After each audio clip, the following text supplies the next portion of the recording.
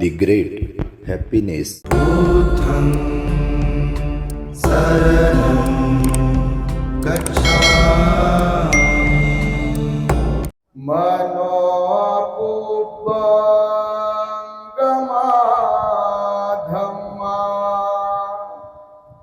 मनोसेट्ठा मनोमया मनसाचे पदुठेन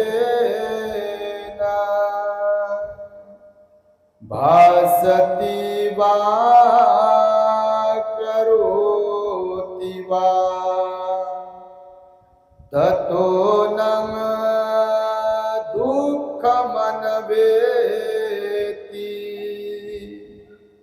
चक्रं पदं मनोपुब्बंगमाधम्मा मनोसेट्ठा मनोमया मनसाचे प्रसन्नेन भासती वा करोति वा ततो न सुखमनवेति छायाव अनपायिनी।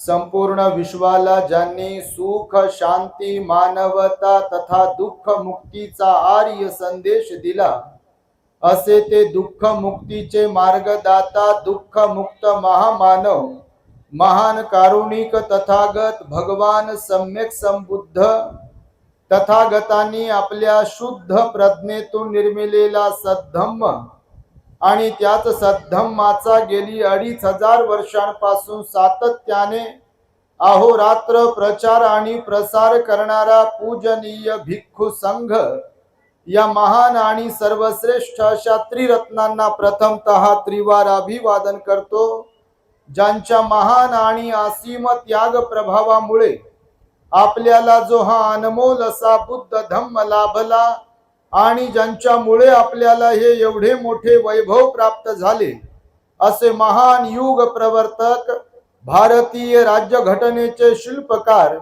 परमपूज्य बोधिसत्व डॉक्टर बाबासाहेब आंबेडकर या महामानवाच्या महान अशा धम्मक्रांतीमध्ये संपूर्ण जीवनाला समर्पित करून आज या महान मंगलमय दिनी आपल्या यवतमाळ जिल्ह्यातील बुद्ध विहार बोरी खुर्द तालुका पुसद या ठिकाणी फुले शाहू आंबेडकर फाउंडेशन पुसद विशाखा महिला मंडळ बोरी खुर्द नवयुवक सम्राट अशोक मंडळ बोरी खुर्द यांच्या संयुक्त विद्यमाने आज शुक्रवार दिनांक 13 मार्च 2026 रोजी वंदनीय भिक्खू संघाची जाहीर धम्मदेसना या ठिकाणी आयोजित करण्यात आलेली आहे।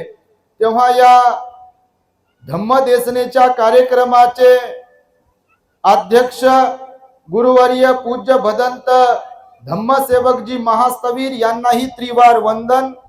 त्याचबरोबर माझ्या समवेत धम्म मंचावरती उपस्थित असलेले भिक्खू धम्मबोधी थेरो संचालक purity of mind YouTube channel, त्याचबरोबर पूजनीय भिक्खू एन धम्मानंदजी थेरो संचालक सर्च रिसर्च यूट्यूब चॅनल या कार्यक्रमाच्या मुख्य संयोजिका पूजनीय आर्याजी धम्मदीना थेरी, त्याचबरोबर आर्याजी धम्मसेविका भिक्खू आनंद बोधीजी, भिक्खू कमल धम्मोजी आणि आपल्या पुसद शहर आणि परिसरातील या कार्यक्रमाला उपस्थित असलेले आपण सर्व श्रद्धावंत उपासक उपासिका बालक तथा बालिकांनो, तद्वतच द ग्रेट हॅपीनेस या आपल्या यूट्यूब चॅनलचे सर्वच दर्शक, सर्वप्रथम तुम्हा सर्वांच्या प्रती मंगल मैत्री सद्भावना व्यक्त करतो आणि आपणा सर्वांच्या दुःख मुक्ती करिता तथागत भगवान बुद्धांद्वारा उपदेशिलेल्या धम्मोपदेशास प्रारंभ करतो। आपण सर्वांनी शांत एकाग्र आणि श्रद्धायुक्त चित्ताद्वारे या अनमोल बुद्धवाणीला आपल्या हित सुखाकरिता श्रवण करावे, ग्रहण करावे। अनेक दिवसांच्या प्रतीक्षेनंतर आमच्या माताजी धम्मदीना या अनेकदा फोनवर प्रगणे साहेबांकडून किंवा कोणाकडून आमच्याशी संपर्क साधत होत्या आणि मला मध्ये मध्ये म्हणे बा मी मेल्यावर येता का काय. आता ते म्हाताऱ्या झाल्या.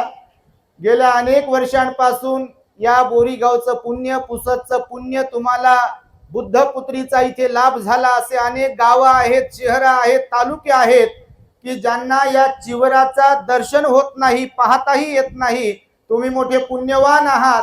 तुमच्या आजूबाजूला आणि दस्तूरखुद तुमच्या बोरीमध्ये, पुसदमध्ये धम्मदिना आर्याजी राहतात.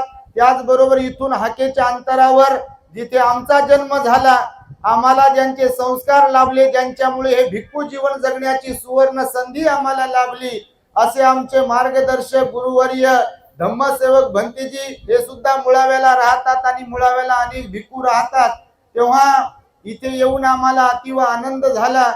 आमचे प्रगणेजी आणि खंदारे हे श्रामणेर शिबिरासाठी औरंगाबादला आले होते. त्यांनीही आग्रह केला होता आणि त्यानुसार आम्ही इथे आलो. रोज धम्म दौरे सुरूच आहेत. आपण पाहत असाल सोशल मीडियावर रोज कुठे ना कुठे धम्म प्रचाराचे दौरे सुरू आहेत. भंतेजींकडूनच आम्हाला बाळकडू भेटलेलं आहे धम्म प्रचाराचं आणि त्यामुळे अनेक खेड्यापाड्यात, शहरात सगळीकडे जाणं होते. आपल्या पुसदला अनेक वर्षानंतर आम्ही आलो आणि एवढी मोठी गर्दी इथे पाहायला भेटते. आम्हाला वाटलं बा येतात का नाही, कारण ऊन भयंकरच आहे. सकाळीच ऊन लागत होतं, परंतु एवढ्या उन्हातही, एवढ्या गरमीतही एवढी मोठी प्रचंड गर्दी तुम्ही केली आहे. एकदा स्वतःसाठी साधुकार द्या जरा. Very good. तर बघा, डॉक्टर बाबासाहेब आंबेडकरांनी आपल्याला हा बुद्धाचा धम्म दिला. ज्या समाजाला कवडीची किंमत नव्हती, ज्यांच्या सावलीचा विंटाळ होत होता, ज्यांना शिक्षणाच्या संधीपासून कोसो दूर ठेवलं होतं, श्रीमंतीपासून ज्यांना कोसो दूर ठेवलं होतं, जो दुर्लक्षित असा समाज होता, सर्व अधिकारांपासून जो वंचित होता, पाण्यासाठीही विटाळ केल्या जात होता, जेवणासाठीही विटाळ केल्या जात होता. म्हणजे एकीकडे कुत्र्याला किंमत होती, म्हशीला, गाईला, डुकराला किंमत होती, पण माणसं असून माणसांसारख्या माणसाला इथे किंमत नव्हती. आणि हे दस्तूर खुद आपल्या बाबासाहेबांनी पण भोगलं. परंतु बाबासाहेबांनी विचार केला, मी जे भोगलं ते माझ्या समाजाला भोगू देणार नाही. त्यासाठी त्यांनी चंग बांधला, संकल्प केला आणि शिक्षण घेतलं. MA, PhD, DSc, LLD, delete barrister at law एवढ्या डिग्र्या घेतल्या आणि समाजासाठी स्वतःच एक आदर्श बनले. स्वतःचे त्यांचे मुलं गेले, मुलगी गेली, पत्नी जवानपणामध्ये गेली. परंतु माझ्यावर जी वेळ आली आहे, माझ्या मुलाबाळांवरती जी वेळ आली आहे, माझ्या कुटुंबावरती जी वेळ आली आहे, माझ्या समाजातल्या कोणावरही ती कधी वेळ येता कामा नये. त्यांच्यासाठी मला झिजायचंय, त्यांच्यासाठी मला खपायचंय, त्यांच्यासाठी समर्पित जीवन जगायचंय, असा संकल्प बाबासाहेबांनी केला. आणि शेवटच्या क्षणापर्यंत डायबिटीज असून देखील, बीपीचा त्रास होता तरी देखील, अर्ध डोकं दुखत होतं तरी देखील, प्रचंड वेदना होत होत्या त्यांना, पण बाबासाहेबांनी आपला सर्वांगीण विकास व्हावा, आपल्याला इतरांच्या बरोबरीत बसवता यावं, उठता यावं, शिक्षण, नोकरी, बंगला, मोटर, गाडी, आज जे म्हणून काही आहे, हे सगळं काही आपल्याला भेटावं म्हणून त्यांनी जीवाचं रान केलं. बघा, आपल्याला संविधान दिलं आणि सर्वोत्तम भेट जर कोणती दिली असेल तर ती म्हणजे भगवान बुद्धाचा धम्म आपल्याला दिला. आपल्यावरती अनंत उपकार त्या महामानवाने केले. नाही तर कोण पुत्र विचारत होत, जन्म तर अगोदर होत होता का नाही? अगोदर जन्माला यायचे की 5चे 50 व्हायचे, वेल मांडवाला जायचा. पण आज जो मान सन्मान मिळतोय, आज जी नोकरी आहे, आज जे सोनं चांदी माणिक मोती जळवंता जळणा एवढं भेटते आहे, हे कोणामुळे आहे? कोणामुळे? बाबासाहेबांमुळेच आहे. तर त्या महामानवानी आपल्यावर जे अनंत उपकार केले, तर फक्त त्यांनी उपकार केले म्हणून फक्त गाण्यावर नाचूनच भागेल का? तुझ्या रक्तामधला भीमराव पाहिजे म्हणते, तुमच्याकडे काय म्हणते माहित नाही. आणि ते बी जयंतीच्या दिवशी तर ते आता सांगितलं दारू पिऊनच बा.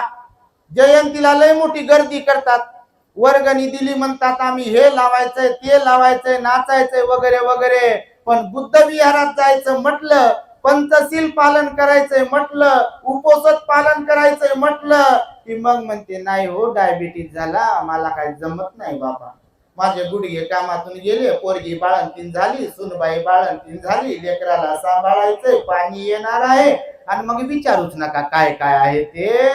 असेही लोक समाजात आहेत का नाही तुमच्याकडे? नाही काय म्हणाल तुम्ही? कोणत्या मंगळ ग्रहावर राहता तुम्ही? इथंच राहता. तर त्यामुळे हे सांगतोय यासाठी की आपल्याला केवळ बाबासाहेबांचं गुणगान गाऊन भागेल काय? भगवान बुद्धांचं गुणगान गाऊन केवळ भागेल काय? रोज रोज रोज रोज फक्त जय भीम कोरडात, जय भीम. त्या बाबासाहेबांनी जे सांगितलंय, 22 प्रतिज्ञा दिल्यात, बुद्धाचा धम्म दिला, त्याला दुर्लक्षित करायचं, नुसताच कोरडात जय भीम करायचा. सोयरिकीला जाते, जय भीम करते, नुसताच जय भीम, नुसता कोरडात जय भीम. आणि पंचशिलेचं पालन नाही, अष्टशील तर माहीतच नाही काय असते, त्या गावचेच नाही म्हणते. आम्ही ध्यानाला म्हणलं डोळे बंद करा, म्हटलं की एक डोळा उघडा करून असं पाहते, दुसरे बंद केले ते का माझे बंद आहे का? कोणी येऊन गळा दाबते का काय माझा? असं वाटते का काय माहित? पहा, ध्यानाची गोडी नाही, दानाचं महत्व नाही, सील पालनाला महत्व नाही. काही काही लोकांची गोष्ट करतो बापा, तुमची नाही, तुम्ही लय चांगले आहे. हे सांगतो बघा तुम्हाला, भगवंताने त्या काळामध्ये माणसांच्या जोड्या सांगितलेल्या आहेत, म्हणजे माणसांचे प्रकार सांगितले आहेत. वेगवेगळ्या प्रकारचे माणसं, दृष्टिकोन, मत प्रत्येकाचं इथे वेगवेगळं असते बघा. जसं मिथ्या दृष्टीवाले काही लोक असतात म्हणाले भगवान बुद्ध इथे, आणि काही सम्यक दृष्टीवाले लोक असतात. जे सिलवान गुणवान ध्यानी असतात ते सम्यक दृष्टीवाले असतात. त्यांच्यामध्ये श्रुतमय प्रज्ञा असू शकते, त्यांच्यामध्ये चिंतनमय प्रज्ञा असू शकते, त्यांच्यामध्ये भावनामय प्रज्ञा असू शकते. पण असे जे लोक असतात सम्यक दृष्टीवाले, त्यांची संख्या फार कमी असते. आणि मिथ्या दृष्टीवाले जे असतात त्यांची संख्या मात्र बापा पावला पावलावर संख्या. समजा इथून तुम्ही गेले पुसद मध्ये, जे आले नव्हते, काय बोरीला काय होतं, ते भंतेजी आले असतील, प्रवचन दिला असेल, आणि जेवायला काय होतं? जेवायला पाहिजे म्हणते. लग्न राहू द्या, धम्म परिषद राहू द्या, कोणताही कार्यक्रम राहू द्या, बाकीचं काही दिसत नाही. तुम्हाला म्हणत नाही, अगोदरच सांगतो. आपण काही लोक बस चला म्हणतात, उरकून घ्या, म्हणजे जणू काही लय वर्ष झाले जेवलेच नाही. आम्ही लहान होतो तेव्हा आम्हाला लय अनुभव, लग्न बिग्न लावायला तेव्हा जायचो बा, आता वेळच भेटत नाही. तर आम्हाला स्टेजवर बसल्या कानात येऊन सांगायचं कधी कधी, आणि ते बी दारू पिलेलं, दारू पिदार माणूस. म्हणते जरा आवरून घ्या म्हणते. बाबा आवरून कुठं घ्या, मी कुठं जुलम आलो तुमच्याकडे? त्यांच्या मायबापाने बोलवलंय म्हणून आलो. नवरी नवरदेवाच्या आम्हाला काय रिकामपणा भेटले का तुम्ही यायला? तर कानात येऊन आजही किती मोठा अपमान करतात बघा धम्माचा आपलेच लोक. वामन दादाने म्हणून म्हटलं बघा, माझ्या तला भीम मीच केला उन्हा, दोष देऊ कुणा, असं एक गाणं आहे बघा. माझ्या तला भीम मीच केला उन्हा, आणि आपण दोष देतो दुसऱ्याला. अहो त्यांचं तर प्लॅनिंगच आहे, त्यांचा तर अजेंडाच आहे. बाबासाहेबांचा विचार संपवायचा आहे त्यांना, भगवान बुद्धाचा धम्म त्यांना नष्ट करायचा आहे. तो आटोकाट प्रयत्न करत आहेत 2500 वर्षांपासून. बाबासाहेबांचा पदोपदी अपमान करणं, त्यांच्या पुतळ्याची विटंबना करणं, आपल्या लोकांना काहीतरी लोभ दाखवणं, समाजामध्ये फूट पाडणं, कोणाला तरी पुढं करणं, अध्यक्ष फाध्यक्ष सचिव बनवणं, आणि त्यांच्या खांद्यावर बंदूक ठेवून समाजाचं, बाबासाहेबांच्या नुकसान करणं, हे समाजात होते बघा. होते का नाही? तुमच्याकडे होते की नाही? निवडणूक झाली का? आता निवडणुकीत पाहिलं असेल केवढ्याला मत होतं तुमच्याकडे. तिकडं एका गावाला विचारलं, ते म्हणे 3000ला एक होतं म्हणे. म्हणजे काही ठिकाणी 2000ला होतं म्हणे, आणि काही ठिकाणी 1000ला मत होतं म्हणे. आणि काही दारू दिली की तो रोजच फिरू लागले म्हणे गाडीमधून. संध्याकाळी त्यांना खायला द्यायचं काहीतरी, आणि दारू द्यायची, ते खुश म्हणे. साहेबाचा विजय असो, मॅडमचा विजय असो, चपल्या उचलू का साहेब तुमच्या, कपडा मारू का तुमच्या बुटाला मी जरा, बरं इथं बसता का साहेब, खुर्ची पुसून देऊ का? असे लोक काही आहेत बघा. हे मिथ्या दृष्टीवाल्या लोकांमध्ये मोडतात. त्यांना चांगुलपणा, शील, सदाचार, नीतिमत्ता याच्याशी काही संबंध नसतो. आजही असे लोक आहेत, कालही असे लोक होते, आणि उद्याही असे लोक राहतात. मग ते गावात असो की शहरात असो का कुठेही असो, अशा 2 प्रकारचे लोक असतात बघा. एक तर सम्यक दृष्टीवाले, दुसरे मिथ्या दृष्टीवाले. आणि आजही समाजाचं वाटोळं करणारे किंवा समाजाचं नुकसान करणारे जे लोक असतात, ते लोक मिथ्या दृष्टीवाल्या लोकांमध्ये मोडत असतात बघा.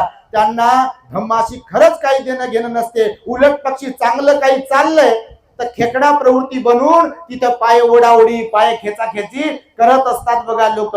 दुसरी गोष्ट, काही लोक काम तर करतात, पण तिथं मान पान सन्मान नाव गाव पत्रिकेमध्ये छापून आलं पाहिजे, फूल दिल्या गेलं पाहिजे, हार दिला गेला पाहिजे, खुर्ची दिली पाहिजे, सोफा दिला पाहिजे, त्यांच्या नावाचा गवगवा केला पाहिजे, तर कार्यक्रम चांगला झाला म्हणते. आणि जर नाव घेतलं नाही, फुल बिल दिलं नाही, गवगवा केला नाही, तर त्यांना मग विचारा कार्यक्रम झाल्यावर कार्यक्रम किती चांगला होऊ द्या, हो हा मंडप किती मोठा टाकू द्या, कूलर किती लावू द्या, स्टेज किती मोठा राहू द्या, हे डेकोरेशन किती सुंदर बनवू द्या, भंतेजी किती मोठमोठे येऊ द्या, त्यांचे प्रवचन किती चांगले होऊ द्या, याला जर तिथं मानपान भेटला नाही, याच्या मनासारखं झालं नाही, याला आईला दोघांची गोष्ट आहे. आणि नंतर कोणीतरी विचारलं का हो कार्यक्रम कसा झाला, तुमचे कार्यक्रम काय खराय हो, मी पुढा कधीच मदत करणार नाही म्हणते. म्हणजे मदत जी केली, वर्गणी जी दिली, जे दान दिलंय ते मानापानासाठी नावासाठी, याला दान म्हणतात का, याला श्रद्धावान म्हणतात का, याला धार्मिक म्हणतात का, तर नाही. तर भगवान बुद्धांनी बघा त्या काळामध्ये 3 प्रकारचे उपासक उपासिका सांगितलेले आहेत. किती प्रकारचे, बोला माझ्या मुखात बसू नका, किती प्रकारचे, 3 प्रकारचे उपासक उपासिका सांगितल्या. भिक्खूंचे पण प्रकार सांगितले आणि उपासकांचे पण प्रकार सांगितले. असं काही नाही आम्ही कपडे बदलले मुंडन केलं म्हणजे झालो अर्हत. आम्हाला शील सदाचाराचं महत्व सांगितलंय आणि तुम्हाला शील सदाचाराचं महत्व सांगितलंय. तुम्हाला सुटका दिली नाही असं समजू नका की तुम्हाला सुटका आहे ना आम्हाला लय एकदम काय म्हणतात ते बिलकुल नाही झालं तर काहीच खरं नाही, असं काही विषय नाहीये. बुद्धाचा धम्म 4ही परिषदांसाठी आहे. एक तर भिक्खू परिषदेसाठी, भिक्खुनी परिषदेसाठी, उपासक परिषदेसाठी आणि उपासिका परिषदेसाठी बुद्धाचा धम्म समसमान आहे. या 4ही लोकांमध्ये श्रद्धा असावी लागते. काय असावी लागते, श्रद्धा असावी लागते 3 रत्नांच्या प्रती. नक्की मे शरणं अन्यं बुद्धो मे धम्मो मे संघो मे शरणं असावंच लागते, नाही तर भीम के लागते जिगर.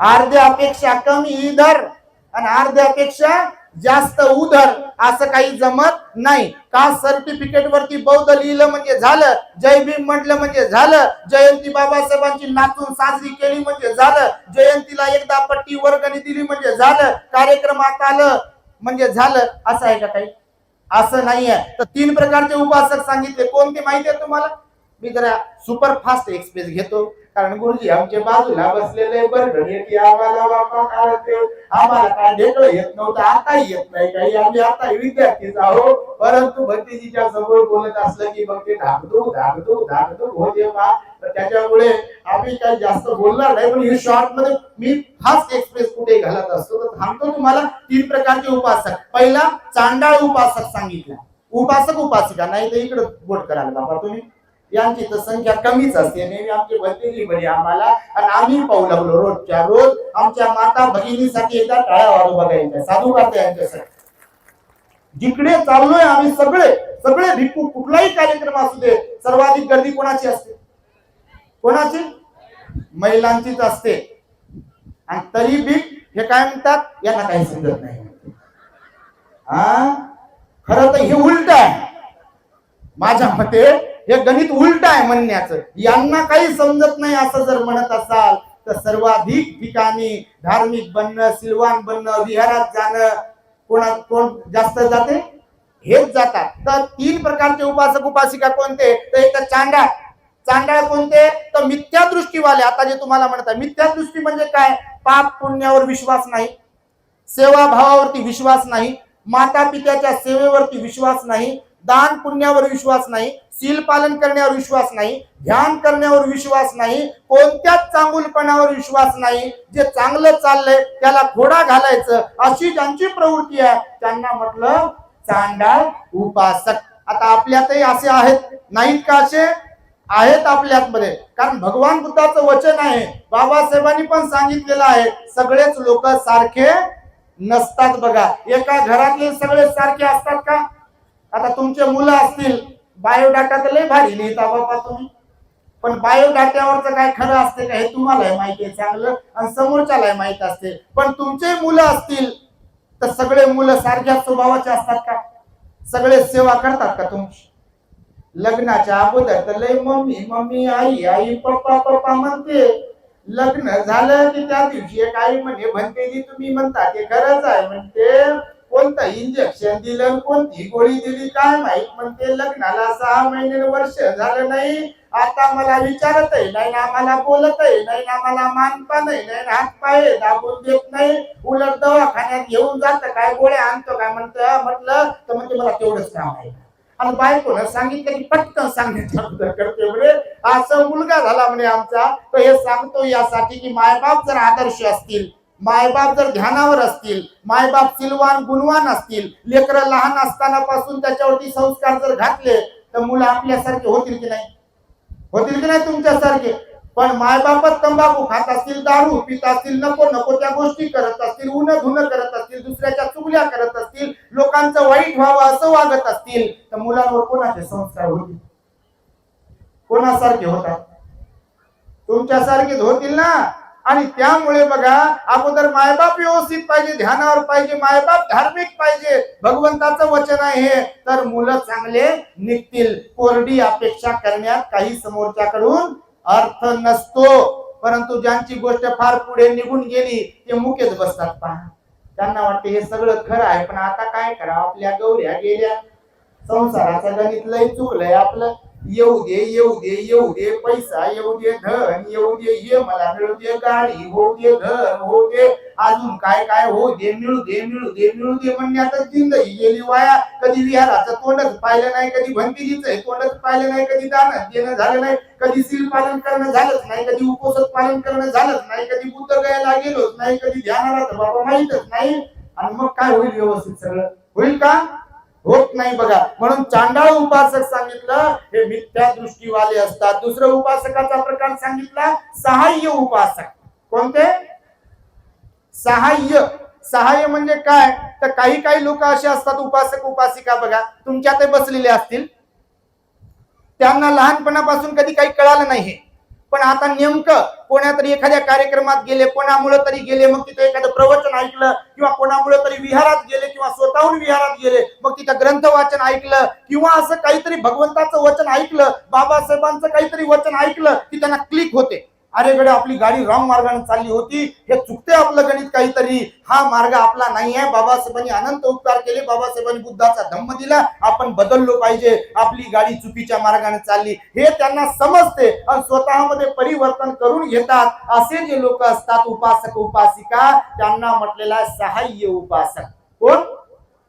सहाय्य उपासक. म्हणजे धम्म त्यांना सहाय्यकारी ठरतो. एकदा जरी ऐकला, जर त्यांचं पूर्व पुण्य चांगलं असेल तर एक जरी प्रवचन कोणी एका भिक्खूचं ऐकलं, भिक्खुनीचं ऐकलं की त्यांना क्लिक होते, ट्यूब पेटते आणि त्यांना वाटते गड्या आतापर्यंत खरंच आपला मार्ग चुकीचा होता, आपण बदललो पाहिजे, सुधारलो पाहिजे, हे सगळं सोडून दिले पाहिजे, देवारा टाकून फेकून दिला पाहिजे, दारू बिडू काय जे असेल ते बंद केली पाहिजे, लेकरं बाळ चांगले निघले पाहिजे आपले, त्यासाठी आपण चांगलो निघलो पाहिजे, वागलो पाहिजे, असं वाटते कोणाकोणाला. आणि मध्येच जीवनामध्ये बघा ते सुधारतात बघा. जसं अंगुलीमाल डाकू बनला का नाही? अंगुलीमाल डाकू बनला, 999 खून केले त्यानं, आणि 999 खून केल्यानंतर मात्र त्याला कोणी सापडत नव्हतं. बाबासाहेबांनी तर बुद्ध आणि धम्मग्रंथाची स्टोरी लिहिली बघा, शॉर्ट वाली. वाचला का तुम्ही? बुद्ध आणि त्यांचा धम्मग्रंथ कोणी कोणी वाचला? हात वर करा. प्रामाणिकपणे जर असाच करू नका, बाबा लय मागासवर्गीय दिसू लागले, खाली हात करा. तुम्ही जयंती वाले जाय वाटते बापा, असं नका करू. अहो विहारात करत जात जा, धम्माचा अभ्यास करत जा, जीवन अनमोल आहे हो, कोणाचा काही भरोसा नाही, आम्ही असो की तुम्ही असो, लोक लय पटापटा मरू लागले बघा. आणि खरंच कोणाचा काही भरोसा नाही, आपला कधी नंबर लागेल सांगू शकता का तुम्ही? सांगू शकता? असं काही नाही आपण धष्टपुष्ट आहे, लय पैसे आहे आणि आपण मरणार नाही, असं होईल का कधी? अहो खाता खाता लोक मरू शकतात. आईच्या उदरात असताना बाळ मरते, बाल्यवयात मृत्यू येऊ शकतो, तारुण्यात मृत्यू येऊ शकतो, मध्यवयात मृत्यू येऊ शकतो, म्हातारपणात मृत्यू येऊ शकतो, गरीबालाही मृत्यू येऊ शकतो आणि श्रीमंतालाही मृत्यू येऊ शकतो. दवाखान्यात ऍडमिट केल्यावर पैसे लावायला तयार असतात काही काही लोक, पण डॉक्टरांना समजते की याची काही गॅरंटी नाही, हा फॉर्म भरा म्हणते अगोदर, याच्यावर सही करा आणि नंतर म्हणते पैसे द्या, बिल द्या म्हणते, आणि नंतर सांगते आता घरी घेऊन जा म्हणते, हे काही खात नाही म्हणते, आता याचं काही खरं नाही, तूप रोटी खाऊ घाला, काही ती ढेकळाची तूप रोटी खाईल ती आता. आणि मग आपलंच धन, आपलंच पदार्थ, आपलंच घर, सगळं काही आपलं असते, पण अशी वेळ आपल्यावर येते की ना ती आपण खाऊ शकतो, ना त्याचा भोग घेऊ शकतो. अशी वेळ येण्याच्या अगोदर आपण स्वतःमध्ये परिवर्तन करून घेतलं पाहिजे. धम्म श्रेष्ठ आहे हो. बाबासाहेबांनी उगीच दिला का आपल्याला? बाबासाहेबांनी तर शब्द प्रयोग केला, गळ्यामध्ये मडकं अडकून घेतोय असं तुम्ही समजता कामा नये. काय म्हणाले? मडकं समजते का नाही तुम्हाला? बाबासाहेब म्हणाले आपल्या लोकांना धम्मदीक्षेच्या वेळेला, मी तुम्हाला बुद्धाचा धम्म दिला, बुद्धाचा धम्म श्रेष्ठ आहे, गळ्यामध्ये मडकं अडकून घेतल्यासारखं समजू नका तुम्ही. तुम्हाला उगम रीतीने धम्माचं आचरण करून धम्माचा प्रचार आणि प्रसार करता आला पाहिजे. अन्यथा तुम्हाला जर बुद्धाच्या धम्माचा आचरण करता आलं नाही, तुम्ही जर बुद्ध धम्म पाळला नाही, तर उद्या चालून तुमच्या आजूबाजूचे लोक, इथली प्रस्थापित व्यवस्था तुमच्याकडे असं बोट करून म्हणण्याची वेळ येऊ देऊ नका की महाराणी बुद्ध धम्म वाटवला. आज लोकांकडे जेव्हा आम्ही जातो, इतर धर्मावर कोणावर टीका टिप्पणी आपण करत नाही, पण 69 वर्ष आपल्याला बुद्ध धम्माची दीक्षा घेऊन झाले, पण आजही काही काहीच्या घरातलं देव धर्म गेलेलं नाही आहे बघा.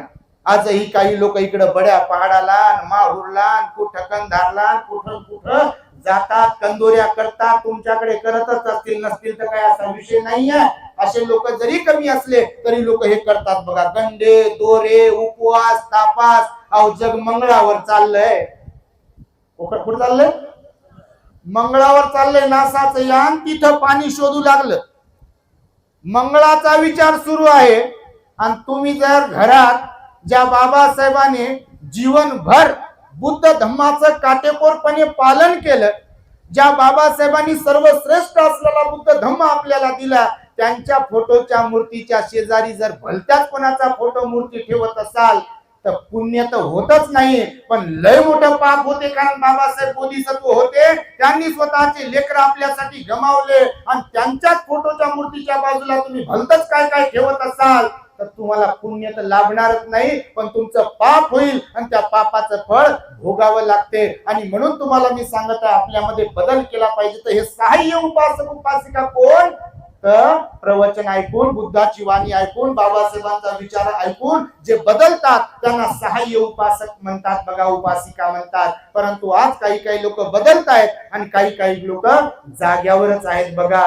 नशेली व्यसनाधीनतेचं किती प्रमाण वाढलंय, आम्हाला वारंवार सांगावं लागते. खरोखर जयंतीला आपलेच लोक बाबासाहेबांच्या जयंतीला गालबोट ठेवतात बघा. दुसरे तर ठेवतात हो, त्यांना तर सहनच होत नाही बाबासाहेब. कारण बाबासाहेबांनी त्यांना म्हणजे बिलकुल काय केले तर त्यांच्यासाठी पण केलंय, पण त्यांना वाटते आमचा धर्म सोडला तर बाबासाहेबांनी लय मोठं पाप केलंय, त्यांच्या दृष्टीनं असं वाटतंय. पण ते जर बाबासाहेबांच्या बरोबर असं वागत असतील तर आपण समजू शकतो. पण आपले लोक आणि या युगात आता तर शिकले सवरलेले आहेत ना हो, आणि जयंतीच्या दिवशी जर दारू पित असतील तर बघा, याच्या एवढं मोठं अज्ञान दुसरं कोणतं असू शकते. आणि बाबासाहेब एवढाच घ्यायचा का मग आपण? शिका म्हणाले, संघटित व्हा म्हणाले, संघर्ष करा म्हणाले. शिकल्यामुळे धन दौलत आलं आपलं, पण ज्या बाबासाहेबांचं ऐकल्यामुळे आपण शिकलो आणि एवढे दिवस आपले बदलले, तर त्या बाबासाहेबांनी जो बुद्धाचा धम्म दिला तो जर आपण आचरणात आणला तर आपला सर्वांगीण विकास होईल का नाही? लोक आदराने आपल्याकडे पाहतील की नाही? बिलकुल आदराने पाहतील लोक आपल्याकडे. म्हणून तुम्ही पंचशीलधारी बनले पाहिजे, अष्टशीलधारी बनले पाहिजे, विहारात गेले पाहिजे. तुम्ही आजूबाजूला पाहत असाल इतर धर्मीय लोक, त्यांना कोणी बोलवते का तिथे? त्यांच्या धार्मिक ठिकाणी त्यांना कोणी बोलवते का? न बोलवता ते रोज जातात बघा. विशेष म्हणजे पुरुषही जातात. आपल्याकडे पुरुषांना तुम्हाला सोडून कोणता ऍटिट्यूड असते बिना कामाचा, काही समजत नाही बा. बाबासाहेबांनी झुकायला शिकवलं नाही म्हणते, कोण फॅड काढलं काय माहित. तुम्ही कुशीनगरला जा, चंद्रमणी महास्थवीर भंतेजींना धम्मदीक्षेचं निमंत्रण द्यायला बाबासाहेब गेले होते. गुडघ्यावर बसलेला बाबासाहेबांचा असा हात जोडलेला पुतळा आहे कुशीनगर उत्तर प्रदेशात. आता गुरु चंद्रमणी महास्थवीर होते ना, ज्यांनी बाबासाहेबांना दीक्षा दिली, पंचशील दिलं. चित्रामध्ये, फोटोमध्ये, व्हिडिओमध्ये तुम्ही पाहत असाल. 14 ऑक्टोबर 1956 त्यांना निमंत्रण देण्यासाठी बाबासाहेब गेले होते. तेव्हाच बाबासाहेबांचा तिथे पुतळा आहे, म्हणजे तसा बनवलेला प्रतिकात्मक हात जोडलेला गुडघ्यावर बसलेला. तुम्ही कधी पाहिला नसेल तर कुशीनगरला जी महापरिनिर्वाण भूमी आहे, भगवंताचं जिथे महापरिनिर्वाण झालं तिथे जा आणि पहा. दुसरी गोष्ट, 14 ऑक्टोबर 1956 व्हिडिओ आता उपलब्ध आहे. इंटरनेटवरती तुम्ही पाहत असाल, सोशल मीडियावरती गुरु चंद्रमणी समोर खुर्चीवर बसलेले आहेत, त्यांच्या समोर माईक आहे, माई साहेब आणि बाबासाहेब असे हात जोडून उभे आहेत. बाबासाहेबांचा 40गाव तिकडे जळगावकडे ऍक्सिडेंट झाला होता, पाय फ्रॅक्चर झाला होता म्हणून खाली बसता येत नव्हतं, पण हात जोडलेले आहेत. बाबासाहेब भगवंताची मूर्ती समोर आहे, भंतीजी समोर खुर्चीमध्ये बसलेले आहे आणि बाबासाहेब माई साहेब असे हात जोडून आहे. कोणी सांगितलं तुम्हाला बाबासाहेब झुकायला नाही शिकवलं? झुकायला कोणासमोर? ज्यांच्या समोर झुकू नका म्हणले त्यांच्या समोर झुकता. जिथं झुकू नको म्हटलं, भाकरीपेक्षा स्वाभिमानाला महत्व द्या म्हणाले की नाही बाबासाहेब? कशाला महत्व द्या म्हणाले? भाकरीपेक्षा स्वाभिमानाला महत्व द्या, हे बाबासाहेबांचं वक्तव्य आहे. ते सोडलं आणि हे म्हणते विहारात जाऊन काय म्हणते तिथं कोणाला भंतीला वंदन करावं का, आणि तिथं मूर्तीला कुठं वंदन करावं का? मूर्तीत काय बुद्ध असते का? म्हणजे अशी विद्वत्ता येते कुठून? आणि मग झुकत नाही, असं वाकत नाही. वाकणं, झुकणं, विनम्रता हे भगवान बुद्धाचं वचन आहे आपल्या. अंगुलीमालाला म्हटले काय, तू एक शस्त्र आहे का तुझ्याकडे? बरोबर, मी एक घेतो आता आणि पाहू कोण जिंकते. असं केलं का भगवान बुद्धाने? केलं का असं? त्याला उपदेश केला, तुझ्यातलं साधुत्व अजून कायम आहे ते जिवंत ठेवण्याचा प्रयत्न कर, अजून तू अहिंसक बनू शकतो. तोडणं सोपं आहे, जोडणं अवघड आहे, मारणं सोपं आहे, परंतु जीवदान देणं अवघड आहे. थोडासा उपदेश भगवंताने त्याला केला आणि तो अंगुलीमालानं त्याचं शस्त्र टाकून दिलं आणि तो बुद्धाच्या चरणावरती नतमस्तक झाला, बुद्धाला शरण गेला. इतिहासामध्ये अजरामर झालेला आहे अंगुलीमाल.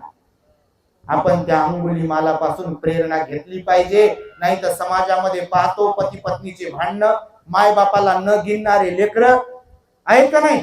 तुमच्याकडे नसतील हे कशावरून? अनेक ठिकाणी आम्ही जातो, माय बापाची सेवा करत नाही, बायको नवऱ्याचं पटत नाही, मुलाबाळांना चांगले संस्कार देत नाही. तर हे जे काही लक्षण आहे हे मिथ्या दृष्टीवाल्याचे आहेत. आणि म्हणून सहाय्यक जे असतात ते उपासक उपासिका स्वतःमध्ये बदल करून घेतात आणि तुम्ही सुद्धा स्वतःमध्ये बदल करून घेतला पाहिजे, यासाठी म्हणून हे सांगत आहे. आणि तिसरा आणि शेवटचा प्रकार सांगितला उपासक उपासिकांचा, आणि भगवान बुद्ध म्हणाले तिसऱ्या प्रकारात ते उपासक उपासिका मोडतात, ते असतात आर्य उपासक उपासिका.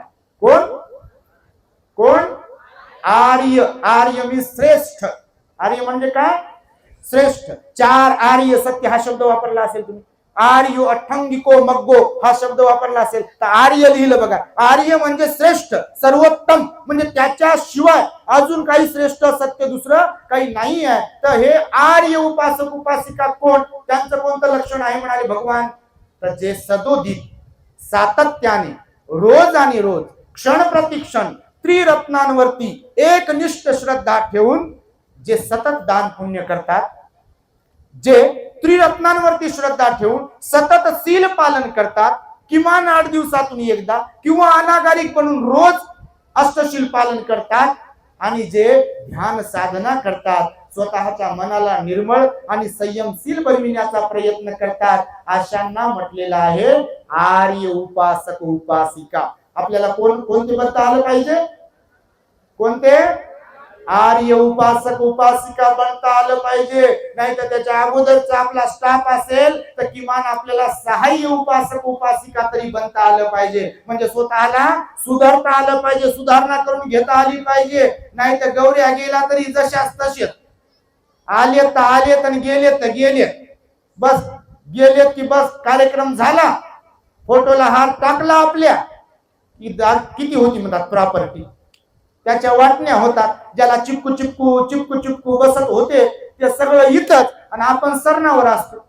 हेच गणित खरं आहे बघा जीवनाचं. म्हणून भगवान बुद्ध म्हणाले की तुमच्यामध्ये त्यागही असला पाहिजे, तुमच्यामध्ये संयम असायला पाहिजे, आणि त्यासाठी तुमची बुद्ध धम्म संघावर श्रद्धा असायला पाहिजे. तर या 3 पैकी एक तर दुसरे किंवा तिसरे उपासक उपासिका तुम्ही बनू शकता बघा. नाही तर अहंकार, ईर्ष्या, नको नको ते अवगुण, राग, द्वेष, लोभ याच्या आहारी गेलेली माणसं स्वतःला पण उद्ध्वस्त करतात, स्वतःचं जीवनही उद्ध्वस्त करतात, बायको लेकरासह आणि समाजाचं सुद्धा नुकसान करतात बघा. आणि म्हणून आपण वाहत गेलो नाही पाहिजे. काय गेलो नाही पाहिजे? वाहत नाही गेलो पाहिजे प्रवाहासोबत. प्रवाहाला छेद देणारे आपण असायला पाहिजे, प्रवाहाला छेद देणारे असायला पाहिजे आपण. वाहत जातात कोण? जे रागद्वेषाच्या लोभाच्या आहारी गेलेले लोक असतात, ते वाहत जाणारे लोक असतात. म्हणून बघा, या जीवनामध्ये आपण मिथ्या दृष्टीवाले नसलो पाहिजे, आपण अहंकारी नसलो पाहिजे. आज समाजामध्ये खरंच आम्ही पाहतोय बघा, काही लोक चांगलं काम करतात, धम्म प्रचारासाठी सहाय्यक बनतात, सामाजिक परिवर्तनाच्या लढ्यातही उतरतात. पण काही लोक बघा, मोजके लोक मिथ्या दृष्टी ठेवून, ज्याचा पाप पुण्यावर विश्वास नाही, दानावर शिलावर ध्यानावर विश्वास नाही आहे, विहारात जाण्यावर विश्वास नाही, बुद्ध पूजेवर विश्वास नाही, त्रिवार पंचांग प्रणाम करण्यावरती विश्वास नाही, असे लोक जे आहेत ते ऍटिट्यूड मध्ये राहून, अहंकारामध्ये जे राहून जे चांगलं चाललंय तेही बिघडवण्याचा प्रयत्न करतात बघा. त्यातल्या त्यात अजून एक क्वालिटी आपल्या लोकांमध्ये, पुस्तक वाचलेली असतात, पुस्तक लिहिलेले असतात, भाषण करता येते, बाबासाहेबांवर बोलता येते, भगवान बुद्धावर बोलता येते, लय ज्ञानी बनतात, पण अति शहाणा त्याचा बैल रिकामा राहतो. तर अति शहाणे होणं काही कामाचं नाही. शहाणा झालो पाहिजे, सुज्ञ झालो पाहिजे, विद्वान झालो पाहिजे, पण विद्वत्ते बरोबर सीलही पाहिजे. काय पाहिजे? बाबासाहेबांकडे काय होतं विद्वत्ते बरोबर?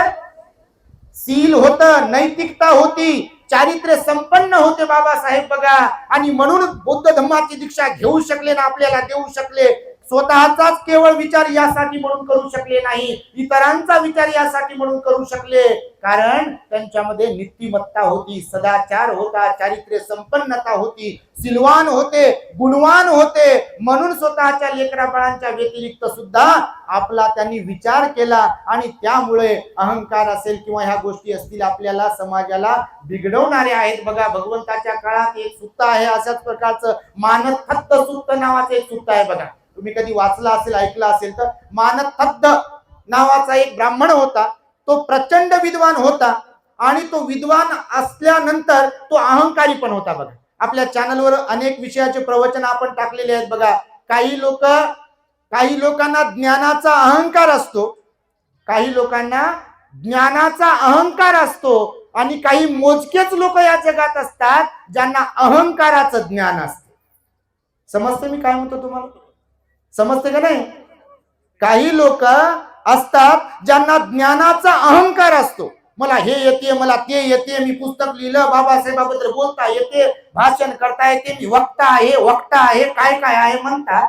तुमच्याकडे आहे का नाही माहित नाही. असे बुद्धावर बोला म्हणलं की लय बोलतील, धम्मावर बोला की लय बोलतील, संघावर बोला तर लय बोलतील, काय काय बोलतील. भाषण करते, भाषण राशन सोबतच राहते. असे लोक काही राहतात. तर ज्ञानाचा अहंकार असणारे काही लोक असतात आणि अहंकाराचं ज्ञान असणारे काही लोक असतात. याच्यापैकी श्रेष्ठ कोण तुम्ही जर विचाराल तर ज्याला अहंकाराचं ज्ञान आहे, ती अहंकार बरोबर नाहीये. भगवंतानं सोडायला सांगितला. गर्व, मीपणा, घमेंडी चांगली नाही, हा विकार आहे, हा अवगुण आहे. हे ज्याला समजलं त्याला अहंकाराचं ज्ञान आहे असं आपण म्हणू शकतो. आणि ज्ञानाचा अहंकार वाले कोण? मला माईक द्या, मला खुर्ची द्या, मला हे द्या, फलानं द्या, मी बोलतो, भाषण करतो. मग त्या भंतीजीला काय कळते, त्या माताजीला काय कळते, ते कुठं काय समजते का त्याला? ते फक्त जीवर घेऊन असेच राहतात आणि भोजनच करतात. मग त्यांना कुठं बोलवतात? मलाच बोलव आणि मलाच वंदना येते, मला सुत्त येतात, मला लग्न लावता येते, मला भाषण करता येते. त्यांची काय करत, यांची काय करत, हे बरोबर नाही, ते बरोबर नाही, असे तुम्ही म्हणत नाही बापा. पण असे लोक राहतात, तुमच्याकडे नसतील हे कशा म्हणून? आणि म्हणून बघा, मानथत्त नावाचा एक ग्रस्त होता भगवंताच्या काळात. शॉर्ट मध्ये तुम्हाला सांगतो, हे लाईट नेहमीच जाते आमच्या वेळेला. जाऊ द्या, हरकत नाही बाबा, हे तरी चालू ठेवलं, त्याच्यासाठी एकदा साधू काढ द्या बाबा, हे सुरू तरी आहे. भगवंताचा उपदेश आहे, तुम्हाला शॉर्ट करून सांगतो त्याला, की एकदा तो मानथत्त नावाचा ब्राह्मण ग्रहस्थ जो होता, तर तो अत्यंत अहंकारी होता आणि तो मिथ्यादृष्टीवाला होता. त्याचं मत असं होतं की माता पित्याची सेवा केल्यावर काही भेटत नाही, एक भावाचा बहिणीचा आदर केल्यावर, त्यांच्याशी प्रेमानं वागल्यावर काहीच भेटत नाही. दुसरी गोष्ट, गुरुजनांची सेवा केल्यावर काहीच भेटत नाही, ते निरर्थक आहे. आणि धर्म वगैरे हे जे काही आहे, सील, सदाचार, दान वगैरे, ध्यान, हे निरर्थक आहे असं त्याचं मत होतं. पण तो विद्वान होता, पण त्याला ज्ञानाचा गर्व होता, अहंकार होता. आता मी तुम्हाला सांगितलं, ज्ञानाचा अहंकार होता. मग ज्ञानाचा अहंकार होता तर अशा अहंकारी लोक याची त्याची परीक्षा घेत असतात बघा. हा एक अवगुण असते, पुन्हा प्लस त्यांच्या एक तर आहेच अवगुण अहंकारी, त्याच्यात ऍडिशनल एक प्लस टाकलेला असते, ते इतरांच्या परीक्षा घेत फिरतात. असे तुम्हाला माहित आहे का? नाही, मला विचारा, मला येते, मला माहित आहे, मला जमते, असे म्हणतात ते लोक बघा. तर याच्यामध्ये ऍडिशनल पॉइंट होता कोणता? एक तर हे ज्ञानी होतच, अहंकारी होतच, तर याला परीक्षा घ्यायची होती. कोणाची माहिती आहे तुम्हाला नेमकं? भगवान आपले श्रावस्तीच्या जेतवन विहारात राहत होते. तेव्हा आपले भगवान कुठे राहत होते? श्रावस्तीच्या जेतवन विहारात राहत होते. आणि याला नेमकं मग मनात विचार आला एक दिवस की भगवान बुद्धाबद्दल लय ऐकलं तुम्ही, मी खूप ऐकतोय की ते ज्ञानी आहेत, ते सर्वज्ञ आहेत, माणसाच्या मनातलं ओळखतात, भाव ओळखतात, कर्म ओळखतात, पूर्व कर्म ओळखतात, वर्तमान कर्म ओळखतात, मरणोत्तर गतीला ते ओळखतात, ते सर्व गुण संपन्न आहेत, भगवान असे आहेत तसे आहेत. यानं इकडून तिकडून कुठून तरी ऐकलं होतं. आता माहीत असायला लय गोष्टी आपल्याला माहीत असतात. तर माहीत असणं वेगळं आणि ते आपल्याकडे असणं वेगळं. तर याला माहीत होतं, तर यानं नेमकं एक विचार आला की मी त्या भगवान बुद्धाची परीक्षा घेतो की ते खरंच सर्वज्ञ आहेत का. तर एक दिवस गेलो पाहिजे विहारात. हे विहारात गेलं तर नेमकं असेच लोक बसले होते भगवंताचं प्रवचन ऐकत. हे गेलं, भगवंताचं प्रवचन संपत आल्यावर गेलं का याला वाटत होतं मी विद्वान आहे, काय जाऊ तिथं ऐकायला, असं वाटते कधी कधी. जे आले नाही त्यांना वाटत असेल कधी असं.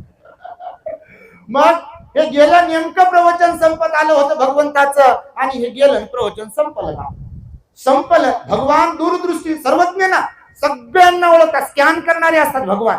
जर ठरवलं समजा आता या आईला स्कॅन करायचं, पाहिल्या बरोबर स्कॅन करतात. हिचं पूर्व कर्म कोणतं आहे, वर्तमानात कोणते कर्म करत आहे, मृत्यू कधी होणार आहे, मृत्यू नंतर गती कोणती आहे, हे सगळं भगवंताला ज्ञात असते. म्हणून त्यांना सर्वज्ञ म्हणतात. काय म्हणतात? सर्वज्ञ. बुद्धाचे 9 विशेष गुण आपल्या चॅनलवर सांगितलेले आहेत बघा आपण, विशिष्ट इतिपिसो भगवा वगैरे वगैरे. तर मग हे गेलन याने विचार केला मनोमन की जर खरंच भगवान बुद्ध सर्वज्ञ असतील, जर खरंच भगवान बुद्ध ज्ञानीवंत असतील, पूर्व कर्म, वर्तमान कर्म आणि भविष्यातलं कर्म ओळखणारे असतील, तर मी काय जाऊन भेटत नाही अगोदर, मी काय समोरून बोलणार नाही. आपल्या ते असे काही लोक असतात बघा, मी जय भीम करणार नाही, समोरच्याने केला तर करतो नाही तर करत नाही, बसा म्हणले तर बसतो नाही तर बसत नाही, असे काही लोक असतात बघा. तर मग याने विचार केला, मला बोलले तर बोलतो, मला काही विचारलं तर सांगतो, आणि मला जर बोलले नाही तर मी काही बोलत नाही. आणि नाही बोलले, नाही विचारलं मला, नाही ओळखलं मला, तर मग ते काही सर्वज्ञ नाही असं मी गृहीत धरतो. हे गेलं, नेमकं प्रवचन संपलं. असं गर्दी होती, लोक यायचे, भगवंताला पंचांग प्रणाम करायचे, कुशलक्षेम विचारायचे, आणि मग ते जायचे दान पुण्य वगैरे करून. मग लोक जायला लागले, आणि याला वाटलं बा मला काही ओळखलं नाही, माझ्या मनात जे सुरू आहे. लोक तर सांगत होते की कोणाच्या मनात काय सुरू आहे ते ओळखतात वगैरे वगैरे. एवढा वेळ झाला मी उभा आहे, सगळ्यांना बोलत आहेत, सगळे जण बोलत आहेत, आशीर्वाद घेत आहेत वगैरे वगैरे. तर याला वाटलं अर मला ओळखत नाहीत, हे काही सर्वज्ञ नाहीत वगैरे वगैरे, काहीच नाही. तर हे फिरलं बायानं, टर्न घेतला घराकडे जाण्यासाठी. नेमकं तिथून ते उठलं, जायला निघालं, भगवान बुद्धाने त्याचं नाव घेतलं. अगोदरची ओळख पाळख काहीच नव्हती. हे मानकद्द इकडे या. भगवान बुद्ध असे बोलले ना, ओळख पाळख काहीच नाही, पण सर्वज्ञ ना. जसं अनाथ पिंडकाच्या सोबत घडलं होतं, तुम्ही जर वाचला असेल तर बघा. अनाथ पिंडकाला ओळख पाळख काहीच नव्हती, पहिली भेट होती भगवान बुद्धाची आणि त्याची. तेव्हा भगवान बुद्ध नावाने हाक मारली भगवंताने त्याला, हे सुदत्त या, सुदत्त या. तो एवढा हर्षभरित झाला, एवढा खुश झाला, आणि त्यानं भगवंताच्या पायावर लोटांगण घेतलं आणि भगवंताला विनंती केली, आग्रह केला की भगवान तुम्ही राजगिरीला तर आहातच, आता या राजधानीच्या ठिकाणी माझी विनंती आहे, श्रावस्ती नगरीला आपण याल तर खूप उपकार होतील. तिथे वेगवेगळ्या प्रकारचे लोक आहेत, श्रीमंत लोक आहेत, गरीब लोक आहेत, ब्राह्मण आहेत, क्षत्रिय आहेत, वैश्य आहेत, शूद्र आहेत, आणि आपल्याला जे आवश्यक असेल ते सगळं मी करायला तयार आहे, आपण यावे. आणि त्यानं 54 करोड रुपयाचा जेतवन विहार तिथे बांधला होता बघा त्या काळात. किती? 54 करोड रुपये. 18 करोड रुपये जमीन विकत घेतली, सोन्याचे नाणे जमीन म्हणून, तुम्ही ऐकलं असेल. 18 करोड रुपयाचं विहाराचं निर्माण केलं. विहार म्हणजे असं 4 भिंतीच नाही जसे आता असतात तसे, फार मोठा असते. त्याच्यामध्ये उपसुतागार असते, भिक्खू निवास, भिक्खुनी निवास, आंघोळीची व्यवस्था, बाथरूमची व्यवस्था, टॉयलेटची व्यवस्था, ध्यान कक्ष, भिक्खू निवास, वेगवेगळ्या प्रकारची व्यवस्था असते. आताही तुम्ही थायलंड, श्रीलंकेला जर गेले का नाही, तर असे तुम्हाला विहार पाहायला भेटतील हजारो एकर मध्ये. पण आपल्याकडे संकुचित दृष्टिकोन आला आणि ती विचारूच नका काय काय काय काय. म्हणून 18 करोड रुपये जमीन विकत घेतली, 18 करोड रुपयाचं कन्स्ट्रक्शन केलं आणि 18 करोड रुपये विहाराचं दान सोहळा जो होता, भिक्षू संघाला भगवंताला जे दान दिलं की नाही, तर त्यानं तो काम केलं म्हणून 54 करोड रुपयाचा विहार बांधला. बघा, विशाखा मिगार मातेनं सुद्धा त्याच श्रावस्तीत 27 करोड रुपयाचा विहार बांधला. हे तुम्हाला यासाठी म्हणून सांगत आहे की त्या अनाथ पिंडकाचं नाव घेतलं भगवंतानं, ओळख नाही पाळख नाही, तो हर्षभरीत झाला होता. या सुद्धा मानथद्द नावाचा जो ब्राह्मण होता हा जायला निघाला होता, याचं भगवंतानं नाव घेतलं, हे मानथद्द या इकडे. हे पुन्हा परतलं, हे खुश झालं. मी तर विचार केला होता की यांना काहीच समजत नसेल, लोक मानतात म्हणून मानतात, असं असेल काही. पण हे तर फार हुशार आहेत, भगवान बुद्ध खरंच सर्वज्ञ आहे. आणि मग आलं भगवंताच्या जवळ. आता याच्या मनात जे गुण होते की नाही, गुण काय, ढेकळाचे अवगुण कोणते? अहंकार युक्त, माता पित्याची सेवा केल्यावर काही भेटत नाही, भावा बहिणी सोबत आदराने वागल्यावर काही भेटत नाही, बायको नवऱ्याने चांगलं राहिल्यावर काही भेटत नसते, पाप नाही, पुण्य नाही, दान नाही, सील नाही, ध्यान नाही, याचं काही महत्व नाही, हे असाच टाइमपास आहे, असा जो विचार होता का नाही याचा. भगवंताच्या समोर आले हे, आणि आल्याबरोबर भगवंताने त्याला सांगितलं की हे मानथद्द, अहंकार हा विषा समान आहे. माता पित्याची सेवा करणं, मूल बाळ बायको यांचा आदरयुक्त सांभाळ करणं, हे पुण्य कर्म आहे. माता पित्याची सेवा पुण्यामध्ये मोडते. म्हणून माता पितू उपठानं पुत्तदारस्स संग हो अनाकुलाचकं म्हणता एतं मंगलमुत्तमं. आई वडिलांची सेवा करा, मूल बाळ बायको यांचा सांभाळ करा. लोक ऐकतात उलट, माय बापाला मी सांभाळतो म्हणते आणि बायको लेकराची सेवा करतो म्हणते. तुम्ही नाही तसे, काही काहीची गोष्ट. आताच तुम्हाला उदाहरण सांगितलं, माय बाप म्हातारे झाले की झालं म्हणते, ते काम संपलं. मास जोपर्यंत आहे तोपर्यंत वास आहे म्हणते, जोपर्यंत देत होते काही ना काही काही ना काही तोपर्यंत बरे होते. आता भलतच काय काय देणारे घरात आले, मग देणारे त्यांची तिजोरी बंद झाली, तर आता ते बरे नाही हे बरे म्हणते. तुम्हाला म्हणत नाही तसं. तर मग त्या मानथद्दाला सांगितलं की माता पित्याच्या सेवेमध्ये पण पुण्य आहे, बहीण भाऊ परिवाराचा आदर करणं, त्यांचा सांभाळ करण्यातही पुण्य आहे, आणि धार्मिक राहण्यातही मोठं पुण्य आहे. तू असा अहंकारी बनू नको. अहंकार विषा समान आहे. कशा समान आहे? विषा समान. विष, विष समजतं तुम्हाला? म्हणजे तांब्याभर पाणी पिलं काय आणि थेंबभर विष पिलं काय, कोणाचा इफेक्ट जास्त राहील? परिणाम कशाचा जास्त राहील? तांब्याभर पाणी पिल्याचा परिणाम जास्त होईल की थेंबभर विष प्राशन केल्यावर फायदा होईल? फायदा कसा होईल बाबा विष पिल्यावर? पण परिणाम म्हणालो मी तुम्हाला. कारण थेंबभर जरी विष असेल तर ते जीवनातून आपल्याला उठवू शकते, आणि म्हणून विकार अवगुण दुर्गुण जे असतात ते विषा समानच असतात. म्हणून आपण धम्माचं आचरण करणारे आर्य उपासक उपासिका किंवा सहाय्य उपासक उपासिका बनलो पाहिजे. बाबासाहेबांनी म्हणूनच आपल्याला हा बुद्धाचा धम्म दिला बघा, आणि हा बुद्धाचा धम्म आपल्याला देऊन त्यांनी अनंत उपकार केलेले आहेत. हा जयंतीचा पिरियड आहे आता सध्या, आणि त्यामुळे तुम्ही सर्वांनी बाबासाहेबांची जयंती तर साजरी करावीच करावी. पण जाता जाता मी तुम्हाला सांगेल, याच्या त्याच्याकडून पैसे घेऊन आपल्या बाबासाहेबांची जयंती साजरी करून बाबासाहेबांचा अपमान करू नका. त्याच्यापेक्षा जयंती न साजरी केलेली बरी आहे. इतरांकडून पैसे घेऊन साजरी करत असाल तर. कोणी सांगितलं तुम्हाला तशी जयंती साजरी करायला? तुम्ही बाबासाहेबांचा चरित्र ग्रंथ वाचा, रायटिंग अँड स्पीचेस वाचा. स्वतः बाबासाहेब म्हणाले, माझ्या नावाचा केवळ जय जयकार करण्यापेक्षा मी सांगितलेल्या गोष्टी जर तुम्ही प्राणपणाने पाळल्या तरच तुमचा उद्धार होईल, अन्यथा माझ्या नंतर तुमचा उद्धार करण्यासाठी इथे कोणीही येणार नाही. आणि आज ती गोष्ट प्रूव्ह होते. तुमच्या माहितीसाठी सांगतो, कारण एका एका नेत्याला, एका एका कार्यकर्त्याला बाजूला घेतल्या जात आहे. त्याच्या पोटाचा, त्याच्या मुलाबाळाचा विचार केला जात आहे. त्याला तो त्याचं मोठं होतो अपवाद वगळता, आणि समाज गेला म्हणते झुलीत बघा. बिलकुल आपलं आपलं पोट भरून घेणारे लोक आता दिसत आहेत. समाजाचं प्रबोधन करायला लोक तयार नाही आहेत, आणि त्याच्यामुळे समाजाचं प्रबोधन व्हावं, धम्माच्या देशना लोकांना ऐकायला मिळाव्या. आणि म्हणून आमच्या आर्या धम्मदिनाजी यांनी एवढं वय झालं तरी सुद्धा मात्र इथे धम्माची ज्योत तेवत ठेवलेली आहे. बघा आमच्या भंतेजींचं 83 वर्षाचं वय आहे आता शरीराचं. बघा त्यांच्या गुडघ्यांना आता त्यांना त्रास होते.